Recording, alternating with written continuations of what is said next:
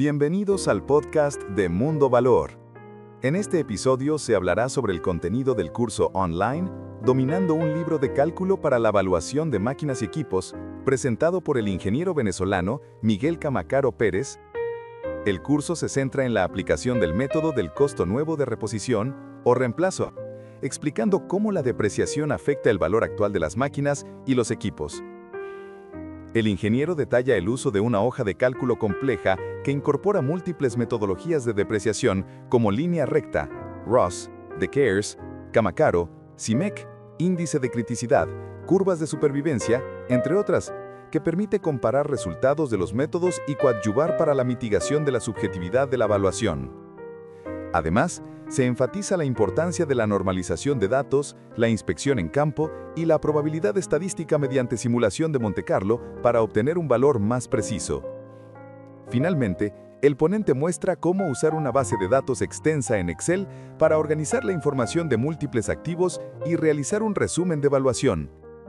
Todo el audio está potenciado con inteligencia artificial a través de herramientas como NotebookLM y Google AI Studio. Aunque siempre habrá diferencia por la interpretación entre el contenido del artículo y la respuesta de la herramienta de inteligencia artificial generativa, este episodio es un ejemplo fascinante de cómo la IA puede enriquecer nuestro canal con contenido innovador. Disfruten del programa. Bienvenida, bienvenido a esta exploración. Hoy nos metemos en un tema, un poco árido a veces, ¿no? La valoración de maquinaria industrial. Sí, no es lo mismo que valorar un piso, desde luego. Exacto. Hablamos de equipos que igual llevan años funcionando, quizá en condiciones muy variables. ¿Cómo se sabe cuánto valen realmente? Pues para intentar aclararlo, nos basamos en un material muy interesante de un curso online del canal Mundo Valor. Lo imparte el ingeniero Miguel Camacaro Pérez. Eso es. Y se centra mucho en hojas de cálculo, ¿verdad? Herramientas específicas para aplicar métodos de depreciación y demás. Sí, el material es bastante detallado, como una clase vaya. Lo que vamos a intentar aquí es, desgranar lo esencial. Ver cómo estas hojas ayudan a poner orden en algo que, si tienes muchas máquinas, puede ser una locura calcular a mano. Entendido. Veremos los conceptos principales y cómo se aplican en la práctica con estas herramientas. Perfecto. Entonces, nuestra misión es sacar las claves. Cómo se valora la maquinaria hoy, qué factores son los importantes y cómo la tecnología, incluso una hoja de Excel bien montada, pues ayuda un montón. Vamos al lío. Venga. Para empezar, ¿por qué es tan particular valorar una máquina comparado, con un edificio? Imagino que el desgaste, la tecnología que se queda vieja... Justo. Principalmente son dos cosas: la depreciación por el uso y el paso del tiempo y la obsolescencia tecnológica. Claro. Y aquí, el concepto base que se usa mucho es el método del costo de reposición o reemplazo. Pero ojo, hay un matiz importante que la fuente destaca mucho. Ah, bien. Reponer no es buscar una máquina idéntica, que a lo mejor ya ni existe o no tiene sentido. Es buscar una máquina equivalente, que haga la misma función. Y puede ser, de hecho, lo normal es que sea tecnológicamente superior, más eficiente. Ah, vale. No es reproducir la vieja, sino reemplazar su función. Exacto. La idea de reproducir algo idéntico aquí no suele aplicar. Entonces, la fórmula básica, en teoría, es coste de esa máquina nueva equivalente menos la depreciación que ha acumulado la que tienes, igual al valor actual. Vale. Coste nuevo menos lo que ha perdido de valor. Suena lógico. Sí, pero el diablo está en los detalles, claro. ¿Cómo calculas bien esa depreciación? Y tienes un coste nuevo fiable. Ahí está la miga, imagino. Claro. Y aquí el mercado es fundamental. Si puedes encontrar precios de máquinas nuevas parecidas o incluso de segunda mano que sean comparables, esos precios son tu mejor guía. Ya. El cálculo del coste menos depreciación se convierte más en una comprobación o un ajuste. ¿Y si no hay mercado? Pienso en una línea de producción muy específica o muy antigua. Pues justo ahí es donde el método del coste se vuelve protagonista. Si no tienes referencias de mercado, tienes que fiarte de tu cálculo de depreciación, hacerlo lo más riguroso posible, partiendo de ese coste teórico de reposición. Eso es. Tu mejor estimación del valor. Entendido. Y aquí imagino que entran en juego esas hojas de cálculo que comentabas. La fuente dice que son herramientas potentes. Correcto. No son simples tablas, ¿eh? Están diseñadas para aplicar y, sobre todo, comparar muchos métodos de depreciación a la vez. ¿Muchos? Sí. Mencionan varias hojas, una más simple, MetaClean, y otra que llaman la Gran Sábana, pensada para inventarios muy grandes, con cientos o miles de máquinas. La gran sábana. Suena a algo exhaustivo. La idea es centralizar los cálculos para enfoques muy distintos. ¿Y cuántos enfoques puede haber? Porque en contabilidad normalmente oyes hablar de la línea recta y poco más. Pues fíjate, la fuente lista unos cuantos. La línea recta, claro, esa es la básica. Luego menciona el método de Ross, pero... Sí, dice que quizás se usa por costumbre en maquinaria, pero que Heidecke ya hizo tablas específicas para máquinas hace mucho. Y Ross originalmente era más para edificios. Cuestiona un poco su idoneidad técnica estricta para máquinas. Curioso. Luego están Quentzle, Elio de Caere. Este último es un clásico, un método curvo. También uno del propio ponente, Camacaro, que dice estar basado en Matens. Otro de la Sociedad Mexicana de Ingeniería Económica y de Costos. Madre mía. Espera, que hay más. Uno llamado índice de criticidad. E incluso métodos basados en curvas de supervivencia, las WIRR y EDS, que vienen de estudios brasileños. Estos son útiles para equipos muy viejos, que ya han superado su vida útil teórica, pero siguen funcionando. Menuda colección, sí. Parece que hay toda una disciplina detrás de esto. Totalmente. Y lo bueno de la hoja es que te calcula el resultado con cada uno. Te da una visión completa. Pero va más allá. Ah, ¿sí? ¿Cómo? Introduce la simulación de Monte Carlo, usando complementos de Excel como Crystal Ball. Esto es muy interesante. Monte Carlo. Suena a estadística avanzada. ¿Lo es? Te saca de dar un único número un valor determinista y te da un rango de valores probabilístico. ¿Y eso para qué sirve aquí? Pues para manejar la subjetividad. Por ejemplo, al valorar el estado de conservación. Siempre hay un punto de apreciación personal, ¿no? Está bueno o regular. Con Monte Carlo, en vez de decir vale 100, el resultado es algo como hay una alta probabilidad de que el valor esté entre 80 y 120. Refleja mejor la incertidumbre. Ah, pues eso sí es interesante, manejar la incertidumbre inherente. Pero claro, para que la hoja calcule bien, necesitará buenos datos de entrada. ¿Cuáles son los inputs cruciales que menciona la fuente? Pues son varios, y todos tienen su peso. El primero, fundamental, el coste de reposición nuevo. Es la base de todo. ¿Cuánto costaría hoy una máquina equivalente nueva? Vale. Luego, el valor residual, o de rescate. O sea, ¿cuánto se espera que valga al final de su vida útil para chatarra o reventa? A veces hay tablas o el fabricante te puede dar una idea. Ajá. Y por supuesto la vida útil estimada. ¿Cuántos años se supone que debe durar funcionando correctamente? Hasta aquí, bueno, suena bastante estándar, ¿no? ¿Hay algo más específico de maquinaria que sea clave? Sí, y la fuente insiste muchísimo en esto. La edad aparente o efectiva. Edad aparente. Exacto. No es la edad cronológica la que pone en la placa o la factura. Es una estimación de su edad real, en términos de desgaste y vida útil restante. A ver si lo entiendo. Una máquina de 5 años, pero muy bien cuidada, con poco uso. Podría tener una edad efectiva de, no sé, 3 años. Y otra con los mismos 5 años, pero que ha trabajado a tope 24/7, con un mantenimiento justito. Pues podría tener una edad efectiva de 7 u 8 años, aunque cronológicamente solo tenga 5. Es como los kilómetros de un coche, ¿no? Pero aplicado a horas de uso, desgaste, ¿cómo se ha cuidado? La idea. La fuente pone una analogía buena. Un coche clásico que ha estado 40 años guardado en un garaje. Kilometraje cero. Sí. ¿Pero es un coche nuevo? Pues no. Las gomas estarán resecas, los plásticos cuarteados. Claro. Lo que importa de verdad es la vida útil remanente. ¿Cuánto más espera que funcione? La edad efectiva intenta capturar eso. Es un concepto crucial. Muy claro. Sí. ¿Qué más necesita la hoja de cálculo? ¿Qué otros factores hay que meter? Pues varios que influyen en esa edad efectiva y en la depreciación general. Por ejemplo, el estado de mantenimiento y conservación. ¿Está perfecto? Bueno, regular, malo, necesita reparación urgente. Eso afecta directamente. Lógico. La carga de trabajo. No es lo mismo una máquina que funciona 8 horas al día, 5 días a la semana, que una que está 3 turnos sin parar. Ya. La obsolescencia tecnológica. Han salido modelos nuevos que son mucho más eficientes, o que hacen más cosas, o que gastan menos energía. Esto le resta valor a la antigua. Incluso mencionan una fórmula mexicana de Bracamontes para intentar cuantificar esto comparando productividades.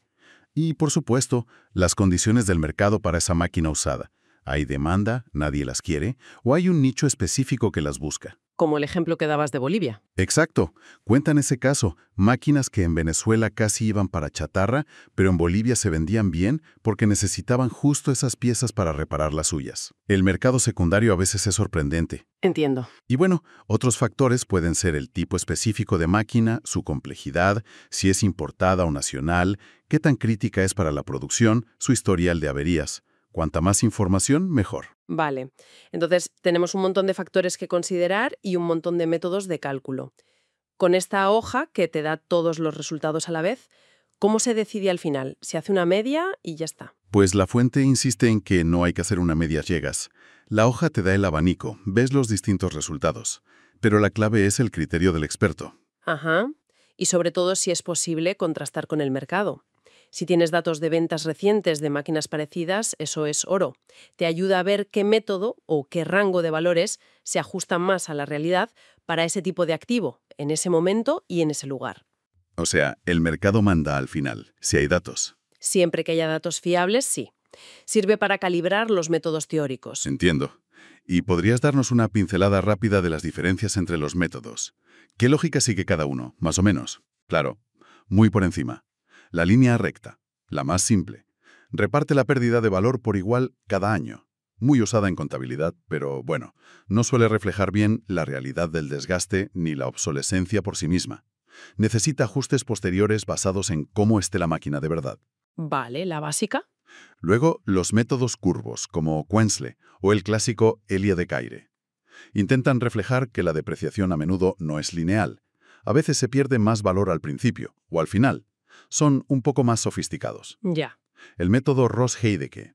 Bueno, ya comentamos la duda que plantea la fuente sobre usar Ross, original de edificios, en maquinaria cuando Heidecke ya hizo tablas específicas para equipos. Parece que se usa, pero quizá más por costumbre. El método Kamakaro, el del ponente, parece que da valores más bajos más rápido porque le da mucho peso al valor residual. Sugiere que podría ir bien para cosas que se deprecian muy rápido como ordenadores o muebles de oficina. Entiendo. Para obsolescencia rápida. Posiblemente.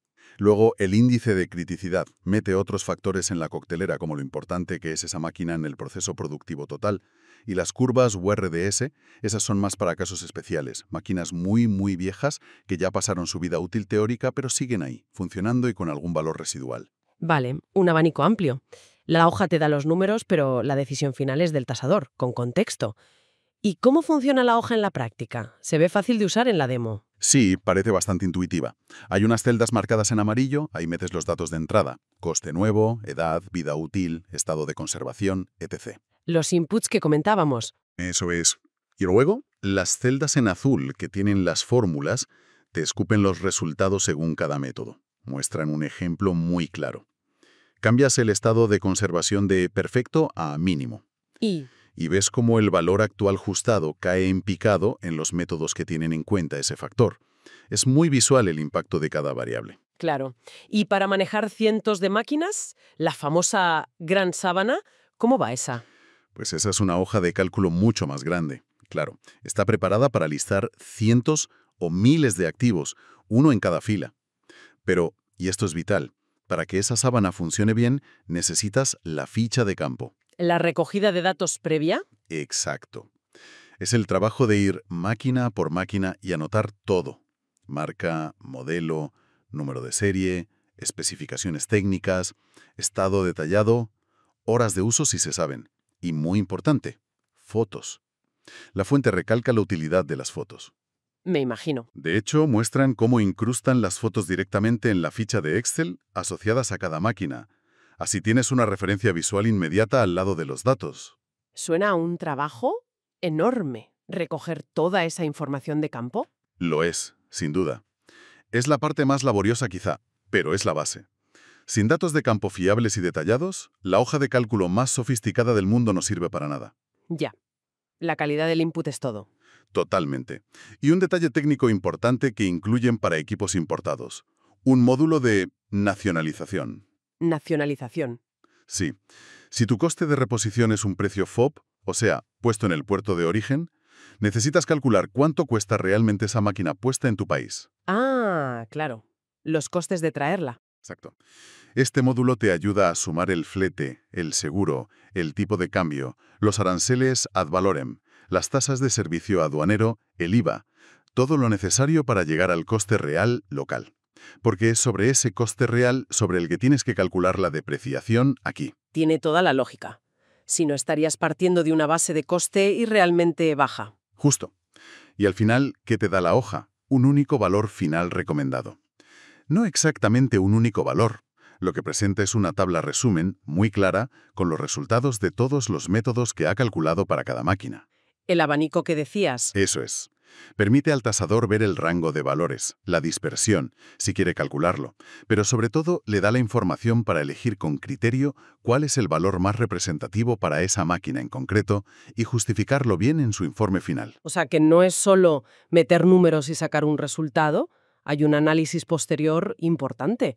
De hecho, la fuente hablaba de usar estos datos también para gestión, ¿no? Totalmente. Es uno de los puntos interesantes. Muestran un ejemplo de cómo conectan la base de datos de la Gran Sábana con Power BI. Power BI, para visualizar datos. Sí. Y permite hacer análisis muy útiles para la gestión de activos de la empresa. Por ejemplo, visualizar en un mapa dónde tienes las máquinas, cuántos activos hay por cada nave industrial, ver gráficos de la antigüedad media por tipo de equipo, cuántos son importados versus nacionales. Anda, eso ya no es solo para saber el valor, es para gestionar la fábrica. Exacto. Es información estratégica. Te puede ayudar a planificar el mantenimiento preventivo, a decidir dónde necesitas invertir en renovar equipos, a optimizar la distribución en planta. El trabajo de valoración, si se hace bien y se sistematiza, genera datos muy valiosos para la propia empresa. O sea que el informe de valoración puede tener una segunda vida como herramienta de gestión. Desde luego. También comentan cosas del día a día del tasador, anécdotas, como lo difícil que es a veces conseguir cotizaciones actualizadas de máquinas nuevas. Cuentan el caso del vendedor de compresores que, una vez que le pides precio, luego te llama sin parar para venderte uno. Jaja, me lo imagino. O la importancia de describir bien una máquina físicamente, color, dimensiones, detalles, fotos, si le falta la placa de identificación, para poder identificarla sin dudas. Todo suma para tener un inventario fiable y un control real de los activos. Viendo toda esta complejidad técnica, evaluar el estado, la obsolescencia, los métodos, ¿quién debería hacer estas valoraciones? ¿Cualquiera con la hoja de cálculo puede ponerse a ello? La fuente es bastante tajante en esto. Lo ideal y casi necesario es que lo hagan ingenieros con conocimiento técnico específico de los equipos que están valorando. Ingenieros mecánicos, electricistas. Exacto. Un ingeniero civil, por ejemplo, podría perfectamente coordinar la valoración de toda una planta industrial, pero para el detalle de la maquinaria necesitaría apoyarse en estos especialistas. Son los que entienden de verdad el funcionamiento, el desgaste, la tecnología. Claro. Mencionan el caso de Brasil, donde parece que la normativa es muy estricta con esto. Aplican el dicho zapatero a tus zapatos. Cada tipo de bien lo tiene que valorar un perfil profesional concreto y habilitado para ello. Entiendo. Especialización. Y siempre, por supuesto, siguiendo normativas.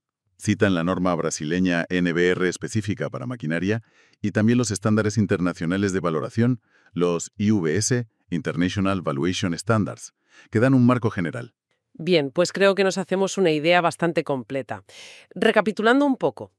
Valorar maquinaria es una disciplina compleja, combina conocimiento técnico de ingeniería, aplicar métodos de depreciación estandarizados, y hay muchos, y usar herramientas como estas hojas de cálculo tan completas para poder manejar toda esa información y esos cálculos. Has dado en el clavo. Yo diría que las claves son, primero, la calidad de los datos de entrada recogidos con rigor en campo.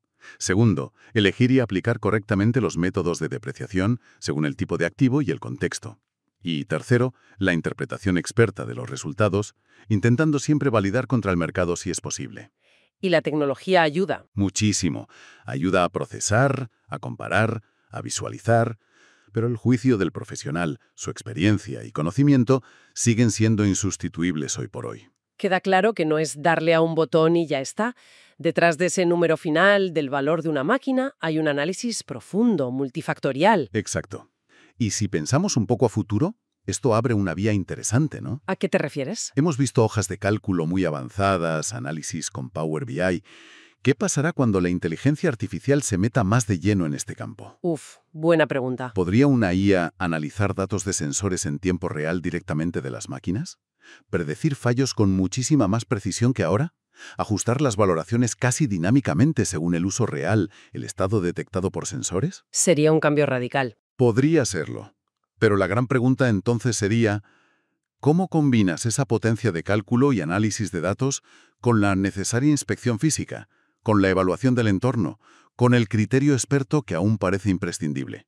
¿Cómo se integrarían esas dos partes? Ya, la IA calculando y el experto validando y contextualizando, quizá. Gracias por acompañarnos en este episodio del podcast de Mundo Valor. Si les ha gustado lo que han escuchado, no olviden darle like, suscribirse y compartir este podcast con sus amigos y colegas. Esperamos verlos nuevamente en nuestro próximo episodio. Hasta la próxima.